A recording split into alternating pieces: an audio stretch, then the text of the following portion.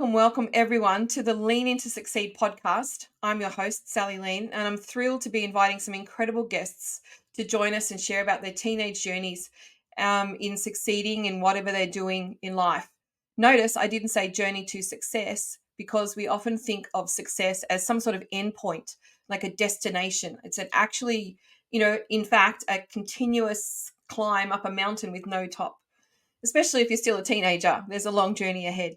So I like to use the verb, not the noun, as a reminder that we've got to keep on leaning into what works, leaning out from distractions and the things that don't work, and leaning on our mentors and friends and family and role models along the way.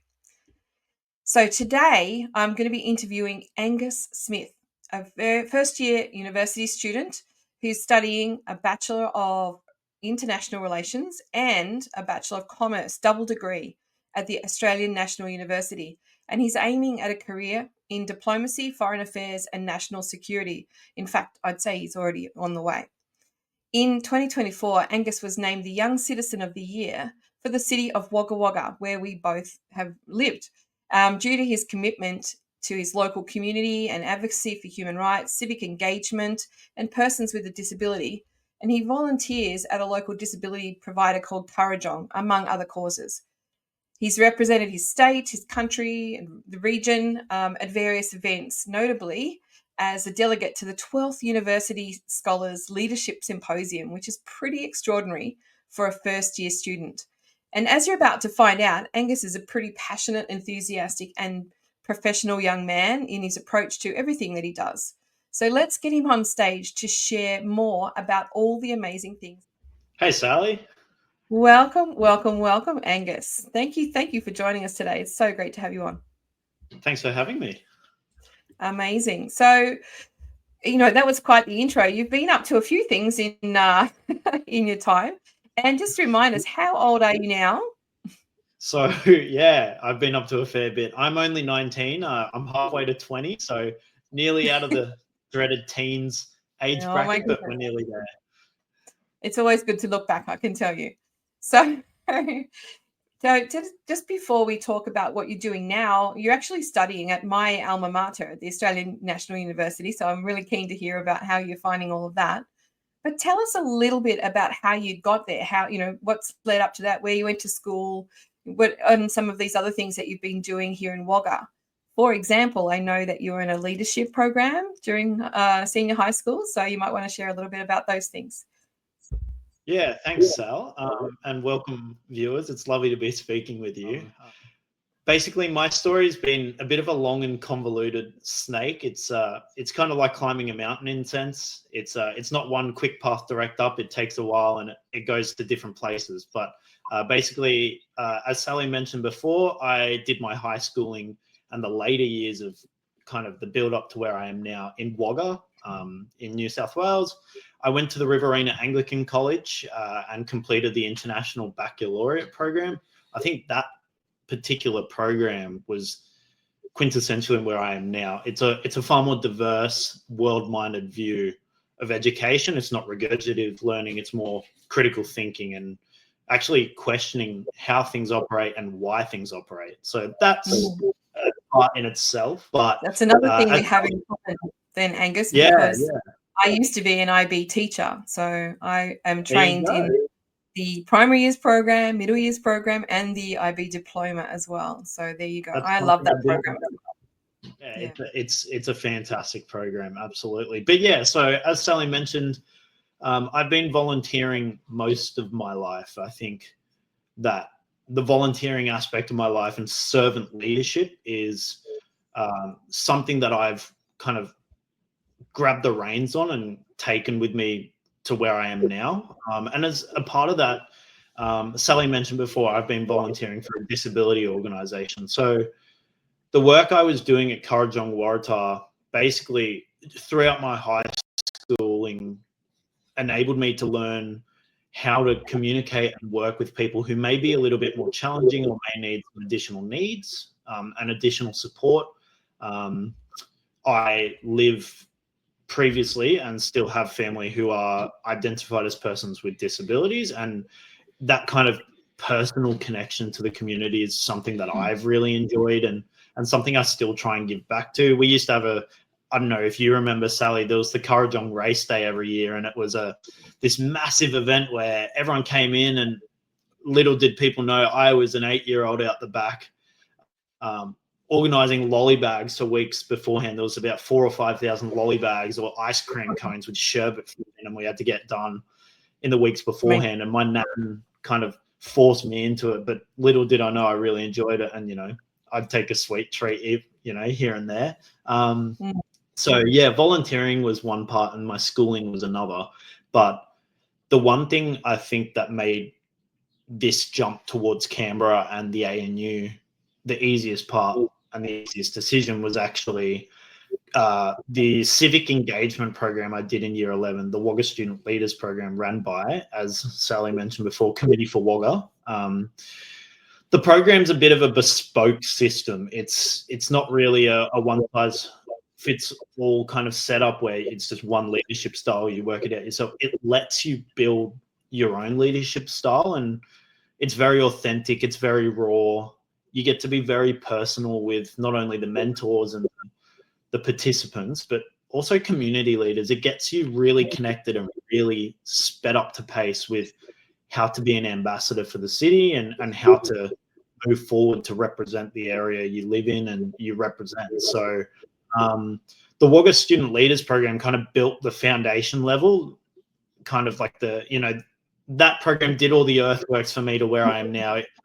It gave me, resilience. It gave me authenticity. Kind of my outgoing, eccentric self kind of came from that program. I think one of the facilitators used to say, I used to try and keep the time of how long it would take between you spoke once and spoke again, and it normally was less than a minute.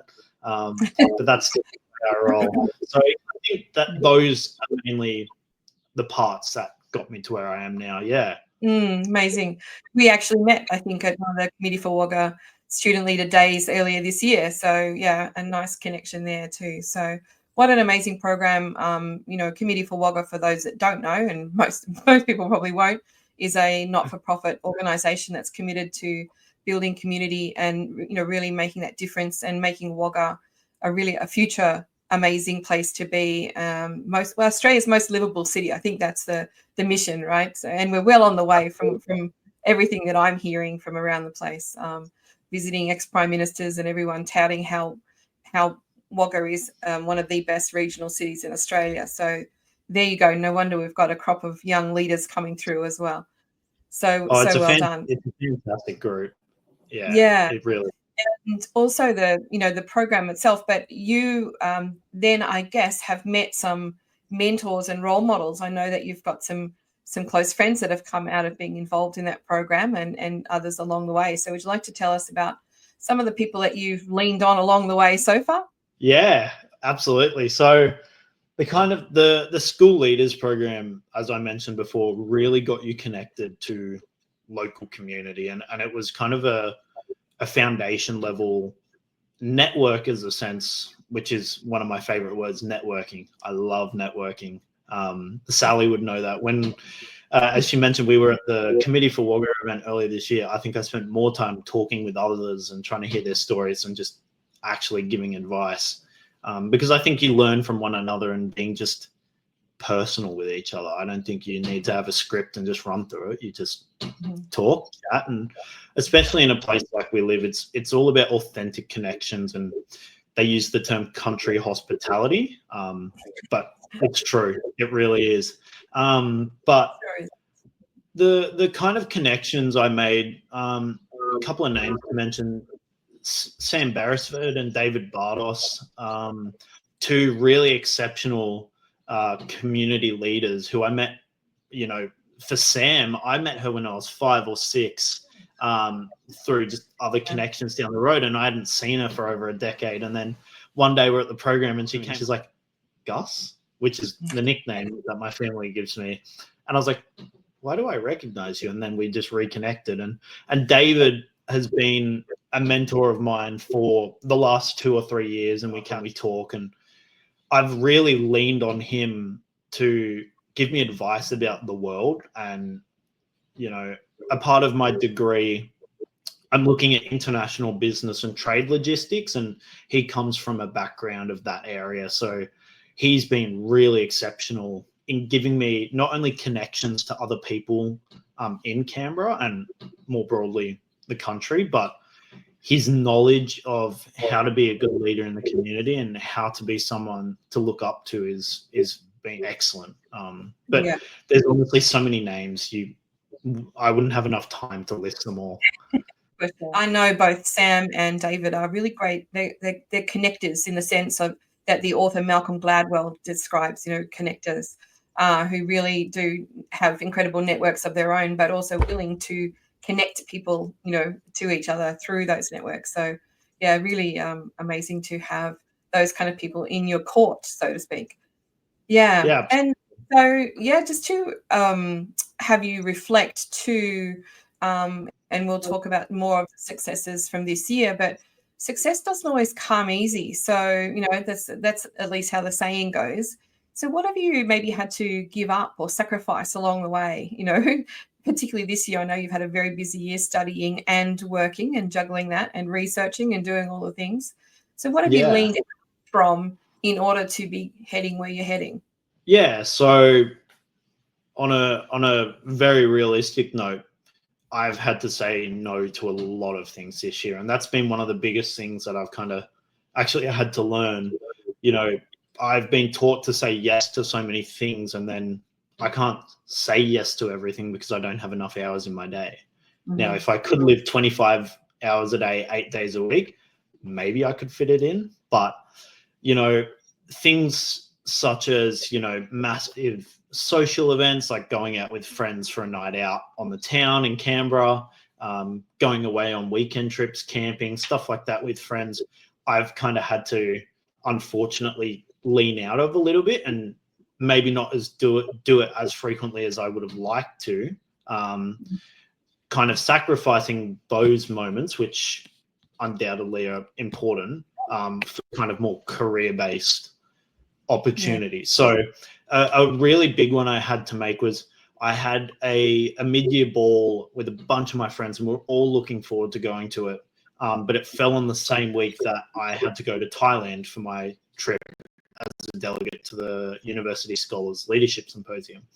And I had to, unfortunately, tell all my friends, I can't make it to this ball. I've got to go do something else. And it seems like a no-brainer, but, university is not just about studying, right? University is not just about studying, it's about having fun as well. So, but I've learned one thing I've learned, which if I could pass on any advice to, growing university students, I'm only in my first year, so I don't have it all under wraps yet, but kind of learn what you can take and what your priorities are. List them out, look at things, say, okay, what's something that's going to help me with my career and what's something that's just it's nice to go, it's cool to put on a CV, but it won't really get me anywhere. Look at those things and then decide, is it worth giving up XYZ personal moment over? Because you're not going to get that time back. Time is finite, and you only have certain opportunities to kind of do those things. So try and make the most of your time and schedule it. Don't forget about studying, because, the saying is P's get degrees, but some universities, it's harder to get P's than others. But also try and learn what you love. Learn what you love studying, and build your passions around that. Have a love for learning. You become so much more expansive by learning to love learning. It sounds cringy, it sounds silly, but in the last year, I admittedly did not love high school. It was I loved the IB, but the pathway and some of the environments of high school just weren't my kind of flow. When I got to university, I could pick what I wanted to study, and so I dabbled here and there, and now I've found what I really, really love, and I'm just running with it. So in a long, convoluted tangent, do what you love and prioritize the things you love, and decide yourself whether to lean into something or to lean out. So you know, it's okay to not go to a social event if you need to go do something else, because if it's gonna, you know, my dad always used a rule: if it's not going to matter in 5 years, don't spend more than 5 minutes worrying about it. You know, Yeah, that's great advice, right?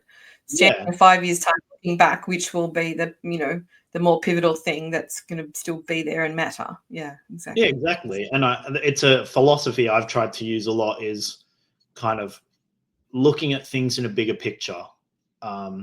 You would understand, Sally, as an ANU alma mater, we're taught to learn in the bigger picture. We're taught to look at the consequences globally of actions that happen on a domestic scale. So trying to know, what is this going to mean for me in the world?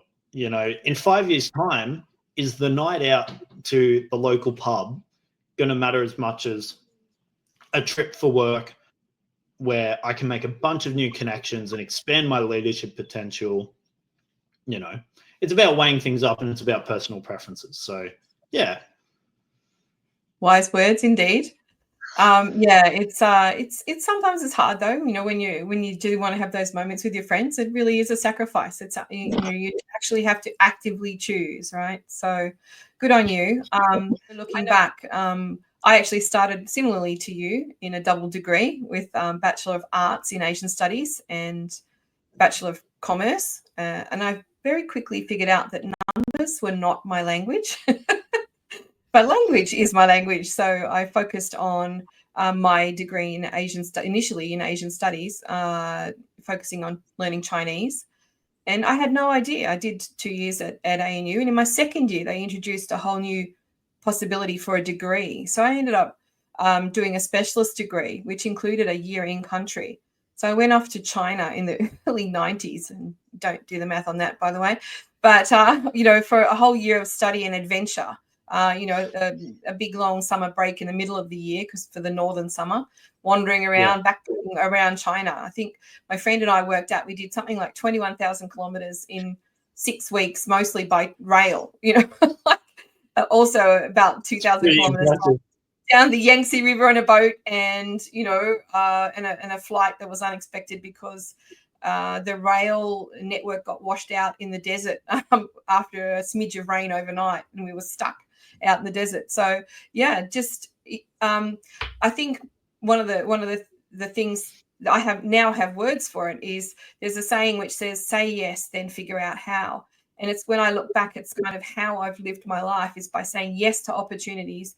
And like you say, you need to measure up sometimes which opportunity will take you further and which is just, you know, just for fun. We have to think about the weighting of things a little bit, but it really does make that difference, right? So I couldn't have predicted, like you, I was thinking that I would be headed for a degree, you know, from my degree in Bachelor of Chinese Studies into foreign affairs and that sort of work, because I knew that I wanted to see some of the world and experience life internationally. What I couldn't have predicted is that I would end up getting a scholarship with New South Wales, our home state Department of Education, to become a language teacher. And I never intended for it to be, it was just going to be for the 3 years, and then I was going to get a real job, quote unquote. And then, you know, I love, but who knew that I would love it? I love being able to share my love for learning language with my students.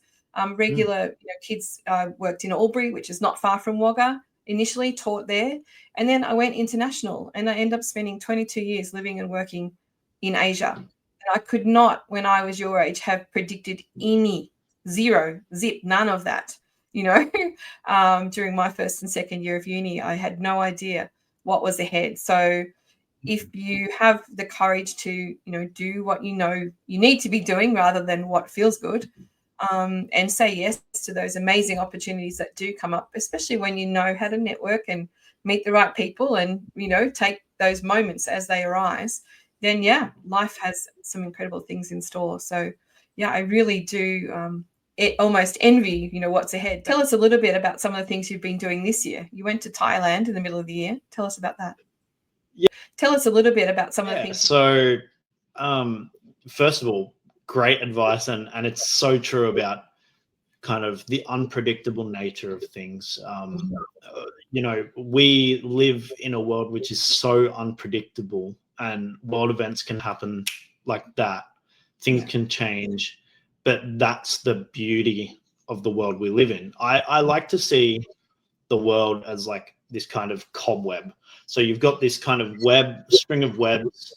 Some of them are really finite and thin. They're quite easy to snap. And those are the ones that if something happens, something shakes, they're going to snap first. But if you have those really core webs that are strong, they'll hold on and ride the bumps, and then you'll be okay on the other side.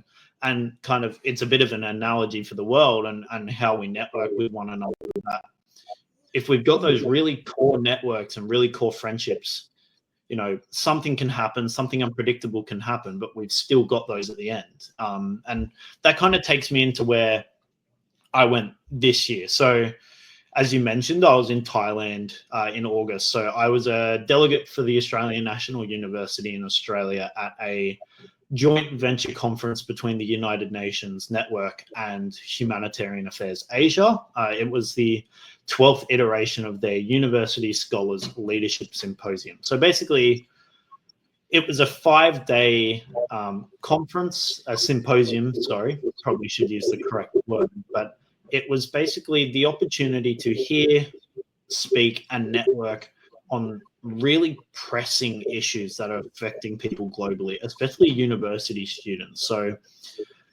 So often in my world and my work that I do, people are a lot older than me, and I'm kind of the outlier in age demographics in the work I do. And one thing I've been passionate about my whole life is youth civic engagement, getting young people into a room and talking about the issues that actually matter. You know, for us in Wagga, it might be greater access to events and sporting things like that. You know, more accessible things for young people that are free to do, keeps people incentivized to stay in Wagga. If it's on the national scale, one thing I care about is democratic literacy. Do young people understand how to vote in elections? Do people understand misinformation, disinformation, cyber attacks? You know, it's really finite and it changes on the different levels of analysis. But the conference was basically about bringing people and those perspectives in and kind of making change, being change makers. The title of the conference would be The Change. And it's kind of about empowering us as young people to let's step up. Let's do what we need to do to make this place the most impressive, interconnected, multicultural, equity and equality-based society that we can make, where people can live in matrimony and harmony for the rest of their lives. And we don't need to think about some of these really pressing issues like climate change, conflict, famine. And a part of that conference, we actually spent time at a refugee camp. So one of the days, a select group of us, and I was really fortunate to be able to go into this, drove about 3 hours west of Bangkok. You know, by actual distance, it wasn't really 3 hours, but that's a testament to the roads and the chaos of Southeast Asia. But it's an experience that you learn and you come to love, whether you do or don't, you just live with it. But we went to about 15 minutes drive from the border of Myanmar. And for those who don't, the current situation over there, there's been a really disastrous civil conflict in Myanmar for the last, as long as I've known, basically. And you've got different types of people, different groups, ethnic groups that live in Myanmar who have been displaced, basically. And one of these groups is the Karen people, and they've had to basically flee their own home because of their beliefs. And so they had created basically a refugee camp, a small community, about 15 minutes across the border in Thailand. You know, they didn't have passports. They fled. They were seeking refuge in this country, and in the countryside, there wasn't really much there for them.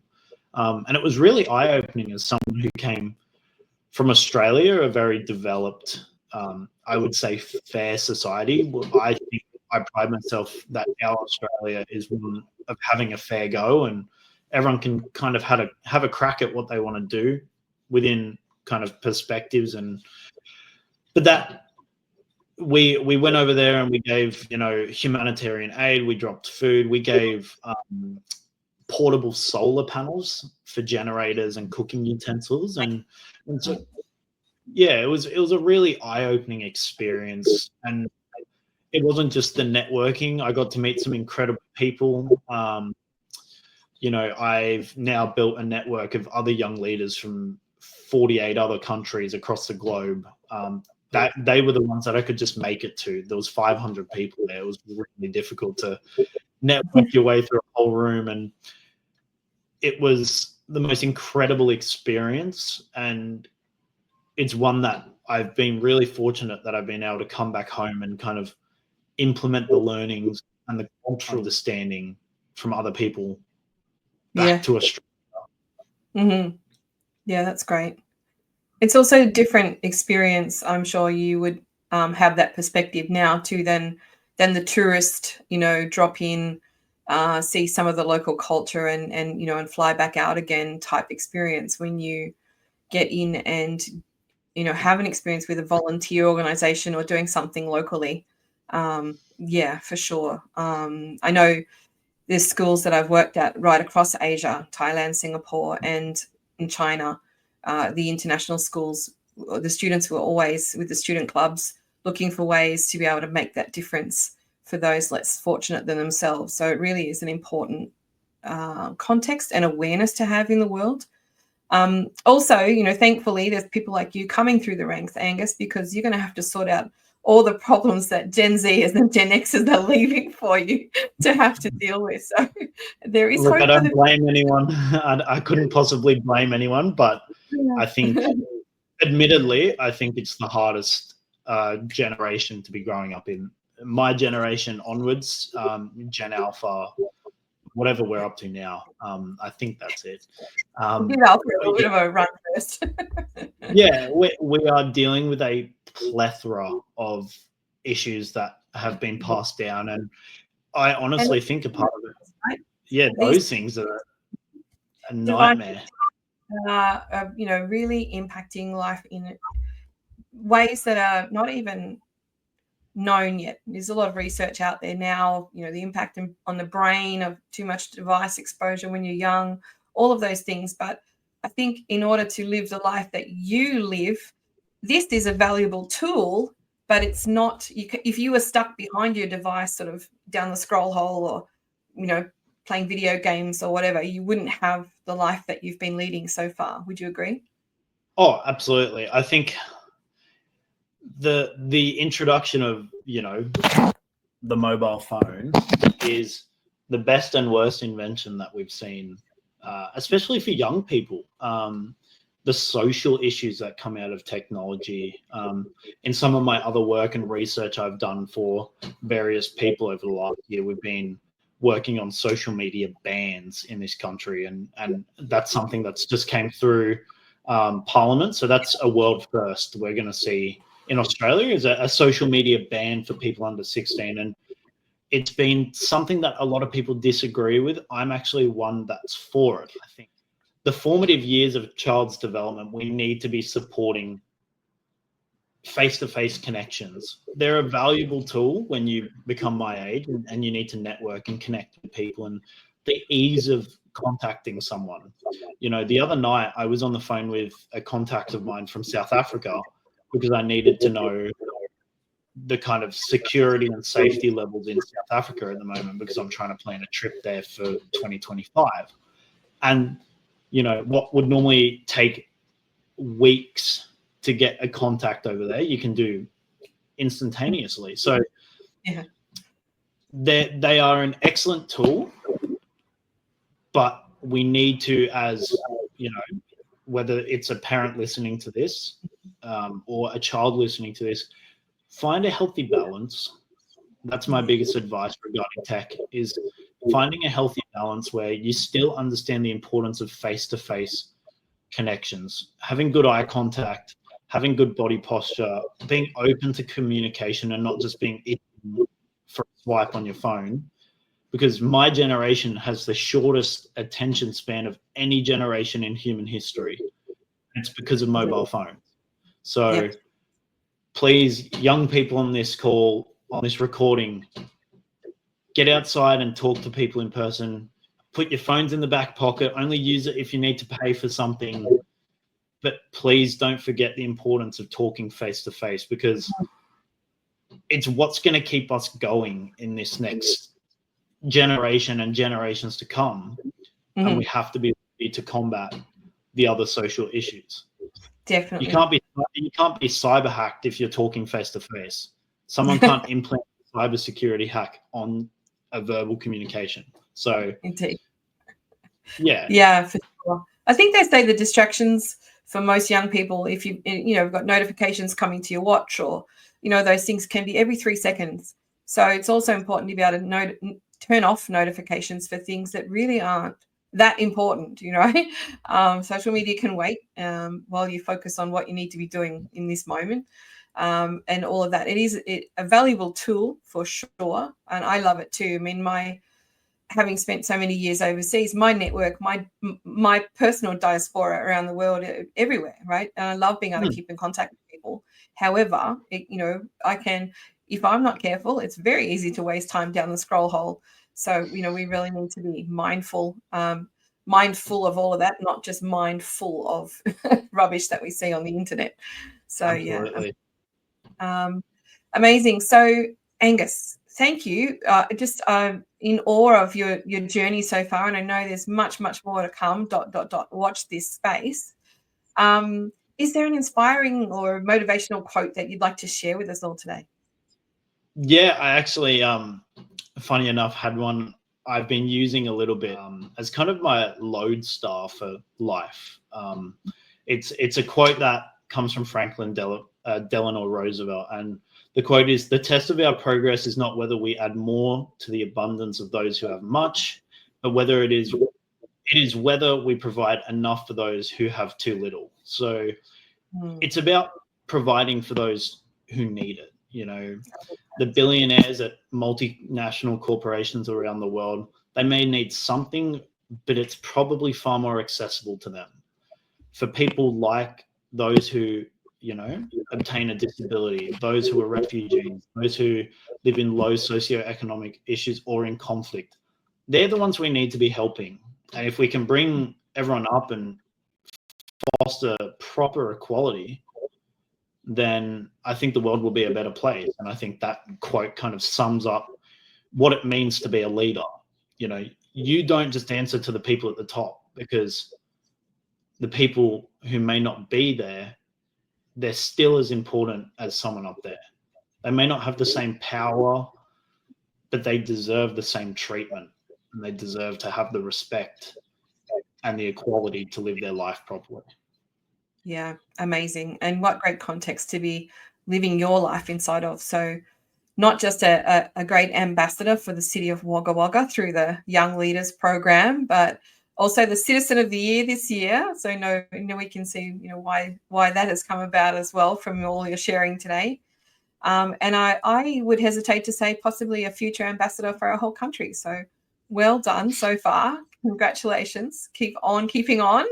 And is there anything else you'd just like to share to sum up? The one kind of parting piece of advice I'd want to give anyone who's listening to this is be authentic. We live in a world where people are conforming more and more to norms and kind of following a dotted line, almost like a sausage factory of how to act and how to be. Be yourself. As Sally can probably testify, I'm a goofball.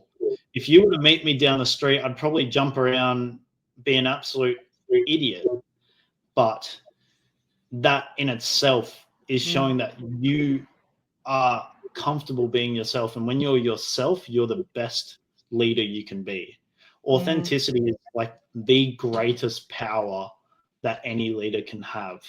And conforming to norms will just deteriorate your effectiveness, your efficiency, and also how you deliver things.